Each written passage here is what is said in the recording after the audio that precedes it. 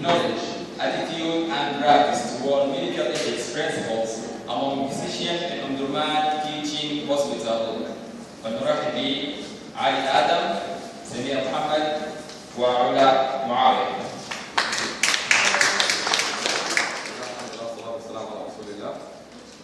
Let me, at the first, greet with much appreciation the role of the Community Medicine Department represented in Dr. Sumai Alfadil and Dr.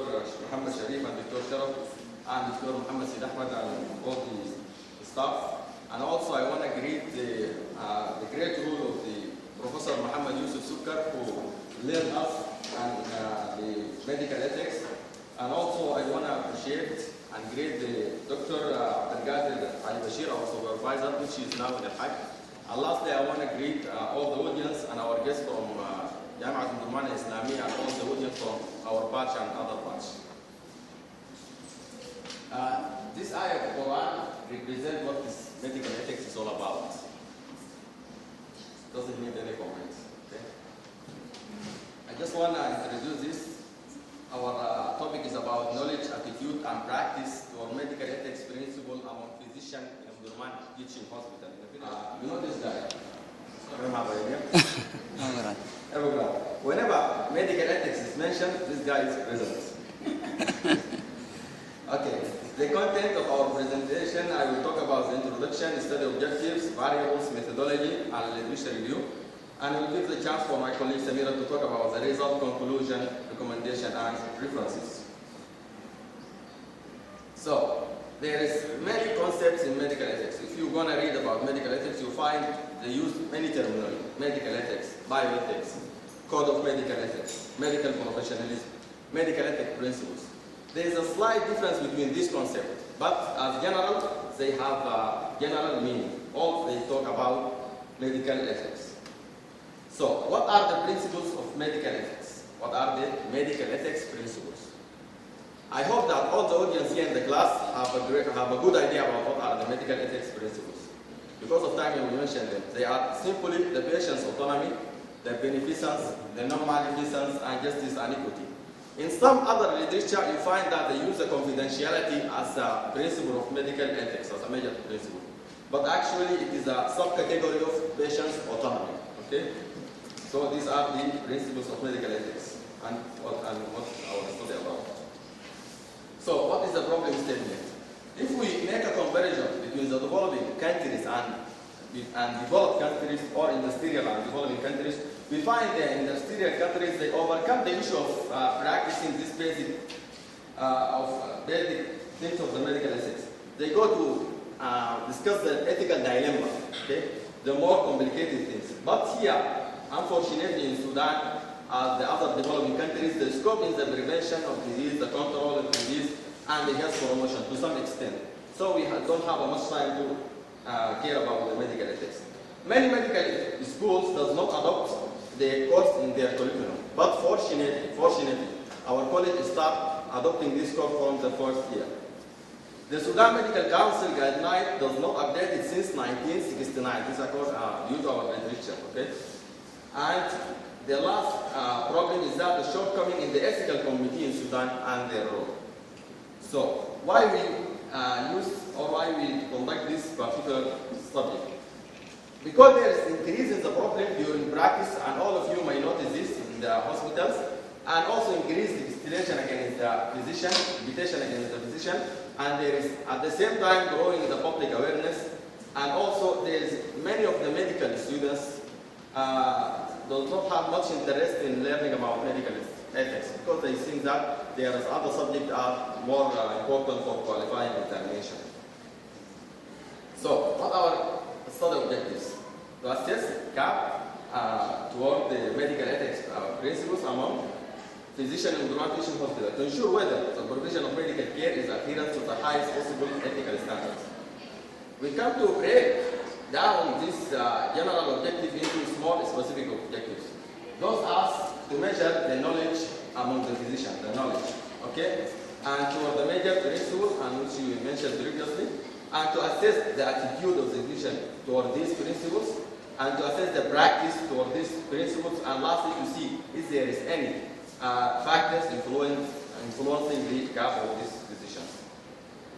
The literature review, inshallah, Samira will come to talk about it in the discussion part. Okay, what are the study variables? I'm sorry because we have not good facilities, the internet is good here, so we can't do a hyperlink online. This is the study variables of our report. Okay. So, let me talk about the methodology. We take a methodology in four perspectives: the study, the sampling, the data management, and others. We start by the study design. As many other studies, it's an observational, descriptive, cross-sectional, hospital-based study. The study area in Omdurman Teaching Hospital. In some schools, they say that the study area is Omdurman City and the study setting is Omdurman Teaching Hospital. Okay, the study population or the physicians working in Omdurman Teaching Hospitals. The sampling technique we use is stratified random sampling. Okay, by dividing our physician into 4 clusters initially, and we exclude the consultants for other reasons. So we have 3 strata that consist of medical officers, health officers, and registrars. Okay. We choose them to ensure that we represent all the levels of physicians. And we choose them according to their weight. And lastly, we use a convenient random sample to choose them. The sample size, according to the equation, all the population are 368. 368. Our sample size is 155. After we add 10%, they become 171. The data management, we start the data collection. We use the 2 methods of data collection, which is the observation and interview. In the observation, or in the interview, first we use the classical questionnaire type, and also we use an in-depth interview with Dr. Muhammad Ali, the General Medical Manager of Omdurman Teaching Hospital, and the coordinator, Mrs. Amna, the coordinator of the training program in the hospital. In the other part, we use an observational checklist, okay, to assess the practice. And actually, about our knowledge, all the previous studies are done here. They just assess the practice with the questionnaire. But we use the observational checklist to ensure the credibility of our study. So it was very difficult, but we use it. The data analysis, we analyze the data and by help of statistician using the IBM SPSS edition 20 and also the Microsoft Office Excel 2013. The ethical consideration, we give an informed consent for each doctor, and we take the letter from here to the Ministry of Health, and we take it to the Omdurman Teaching Hospital, to the training center, and after that, each doctor receives this formula of informed consent. Our study limitation in the practice part, we should do the practice in all, just like the knowledge and attitude, in 155. But because of time and because of the time consumed by every checklist and many other reasons, we limit it into half. We assess about 78 checklists, observation checklists, and at the end we come to generalize our results. So how we can conduct our study? First, we start by observing the practice of the doctors in Omdurman Teaching Hospital.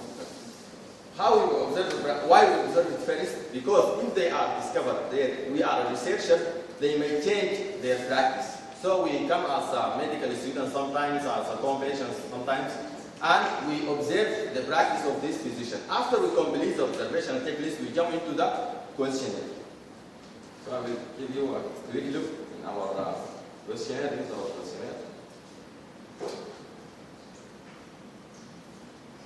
And this is our observational checklist.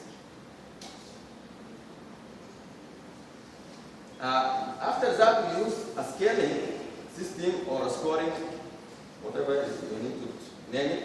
We use this system to assess the knowledge, attitude, and practice, all the 3 principles. Okay.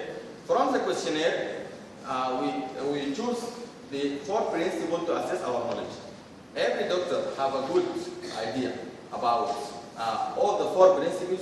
We give him strong knowledge, from 2 to 3 good knowledge, and 0 to 1 poor knowledge. In the attitude, and I know there's many of debate in how we can assess the attitude in the literature or the case study, but we assess it by using positive and negative attitude, as other studies do this. We choose 6 tricky questions from our questionnaire. This question can only relate one ideal answer. So, if we say that this doctor said I agree or I strongly agree, that means he has a positive attitude toward this principle. If the principle strongly disagree or disagree, he has a negative attitude. We choose 6 questions, okay? Every physician's answer from 0 to 3, we give him a negative attitude, and from 4 to 6, we give him positive attitude. Lastly, in the practice, we use our 9 fields in the observational checklist. Every physician who do from 0 to 6, you give him a poor practice because he must do all this in normal conversation with the patient. And from 7 to 8, we give him a good, and 9 out of 9, we give him a strong practice. I just need to introduce this stuff because when Samira, inshallah, when she will come to talk about how the final result, it will be clear for you.